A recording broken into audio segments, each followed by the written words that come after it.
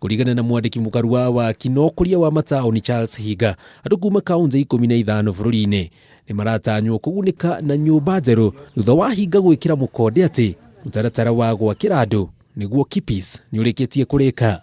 KISIP 1 is probably one of the most impactful programs, and we are glad that Cabinet approved that KISIP 2 should proceed, and so now we're in the final stages of the negotiation on the structure and then signing the financing agreement with the World Bank. Oho Higa ni ongerere kuga ati no ni ndeto njega kuri andu aria matari no hoti wa kwiyakira amu mutaratara uyu urongoreirie kuhingia kimwe kia ituge inya cia mutongoria wa bururi iria rire Wanjiku. Today we have about 255,000 Kenyans that have registered on Boma Yangu.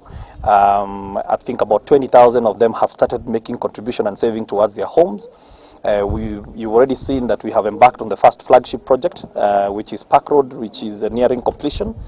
And we want to say that this, in the next coming month, we are going to release a lot of the new developments that are coming up.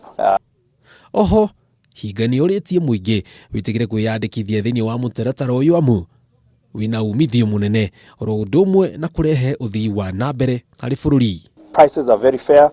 You are looking at in the affordable housing range, 1 million house, 2 million house, 3 million, and also we are not leaving the end user alone. We are also organizing end user financing so that the same amount of money that you're paying rent here in Kayole is the same amount of rent you will pay for a decent house which you will own eventually. So I think it is a Moro gitau itagwo jenga o aboi.